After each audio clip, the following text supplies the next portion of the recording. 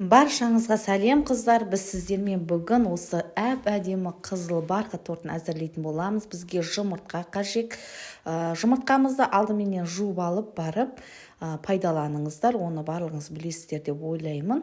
Мінекей біз алдымен 5 жұмыртқамызды жарып алдық. Енді секерімізді саламыз. Осы екеуін қосып, жақсылап миксерлейміз. Аппақ болып көтерілгенше миксерлейміз. Енді күнбағыс майы қажет бізге, және айран қажет. Екеуінен де бірдей етіп құйып алып, жақсылап тағы да бір араластырып аламыз. Енді бізге сухой ұн, какао және разрыхлителді, яғни сухой ингредиенттерді барлығын араластырып барып саламыз. Мінекей енді осының барлығын қосып тағы да бір миксерлеп аламыз. Жақсылап, арасына ешқандай комочка қалмайтындай етіп жақсылап миксерлейміз. Және бояуымыз саламыз. Қызыл бояуымызды мен ең соңынан саламын әдетте, бірақ сіздер оны жаңағы сұйық масса кезінде салсаңыздар да болады. Енді әп-әдемі қып-қызыл түске айналғанша миксерлеп алып, енді өлшеп барып құямыз. Міндетті түрде әр бөлікке өлшеп құйыңыздар. Мен осы формаға дайындадым бұл жолы. Сіздер пергамент қағазын төсеп кәдімгі табаға жасасаңыздар да болады негізінде. Маған именно осы формамен жасаған ыңғайлы болды, және размері бұның 14-ші размер. Енді қараңыздар, барлығыны жақсылап осы құйып алған соң пешімізге пісіріп аламыз.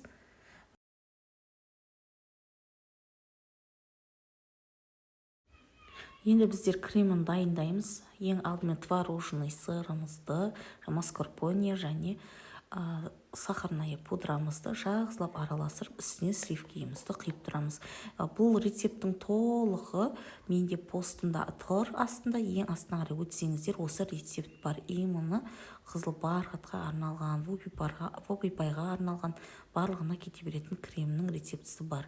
Мінекей біздер енді пештен алдық, жаңа корждарымызды суыттық, енді бетінде томпайып тұрған бетін осылай кесіп алып тастаймыз.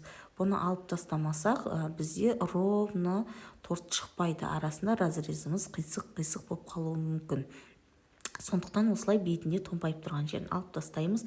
Бұны тастамаймыз, сыртына корж ретінде пайдалансаңыздар да болады негізінде. Бірақ мен қазір тек автяшка жасайтын болғандықтан бұны пайдаланбаймын. Мінекей барлығын бетін алып тастадық. Енді кремін жағуға сборкаға кірісеміз. Кремімізді кондитерский мешокқа салып алып, дәл осылай крайынан бастап осылай жүріп отырып, бір тегістетіп ортасына дейін жағып шығамыз.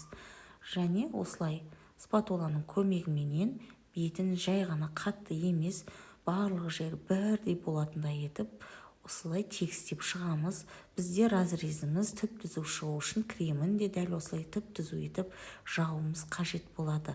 Ендігі қалғандарының барлығын осылай жинай береміз. Енді сыртын пищевоймен орап, холодильникке 2 сағатқа жібереміз.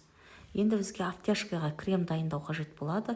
Творожный сыр, жылы бөлме температурасындағы маргарин және сахарная пудрамызды жақсылап араластырып, автяшкаға өте әдемі крем дайындайтын боламыз. Бөлме температурасында 70%-дан жоғары болу қажет. Біздің майымыздың проценті. Негізінде сіздер мысалы бірінші майды жақсылап көпіртіп алып, сосын барып творожный сырды салсаңыздар да болады. Егер мен уже үйреніп қалғандықтан осылай бірінші творожныйды араластыра беремін. Ең соңынан осылай сахарная пудрамыз саламыз. Енді жақсылап араластырамыз. Бізде бір келігі масса шығады. Мінекей бұл сыртына автяшкаға өте әдемі крем болады. Енді екіге бөліп пищевойға бірінші осы бір бөлігін салып аламыз, және ішіне жарты бөлігін қалдырып қоямыз.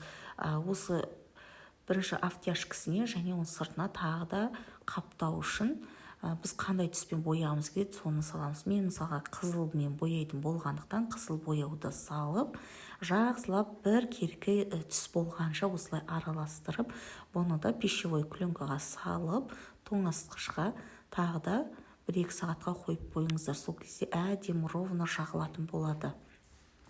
Неке енді бізде холодильниктен алып шықтым мен. Енді сыртына черновой вариантын осылай жабып шығамыз. Полный биіктігіне дейін осылай жағып шығыңыздар.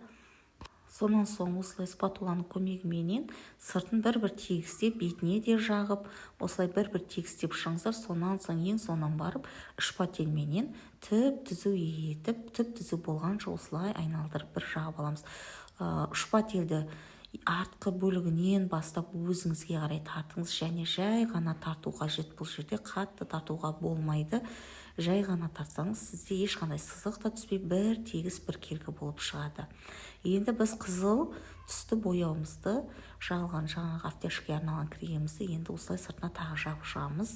Екінші слой ретінде өздеріңіз көріп тұрғандай, мінекей жай ғана жағамыз, қатты екеу жағуға болмайды, астындағы ақ кремді алып кетеді.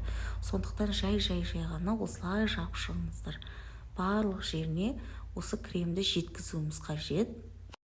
Торттарыңыздың теп-тегіс болуы, ол уақыт өте келе қолдарыңыз үйренген соң дәл осы теп-тегіс етіп жасайтын боласыздар. Алғашқы кездесіздерде түп-түзу шықпауы мүмкін, бірақ жаймендеп шығады. Бетіне жаққан соң спатуламен жай ғана бетін бір тегіс етіп, осылай тегістеп шықсаңыздар болды. Мінекей, менде дайын болды. Енді біз жан-жағын подложканы сүртіп болған соң оформлениеге кірісеміз. Мен осындай шоколадты шариктерменен сәндеп шықтым. Қандай қылып сәндесеңіздер өз қалауларыңызда. Мінекей. Бірақ ең бюджетный, ең оңай жасалатын оформлениенің бірі осы. Сондықтан осылай жасасаңыздар да болады. Және қызыл түс үнемі өте әдемі көрінетін болады. Ешқашан трендтен қалмайды. Сондықтан осылай заказ жасасаңыздар да осылай жасасаңыздар болады. Мінекей қыздар, бізде тортымыз дайын болды. Баршаңыз жасап көріңіздер, жасаған соң бөліссеңіздер болады. Мен де разрезінде көрсетіп кетейін. Мінекей түп-түзу разрез осындай болып шығу қажет.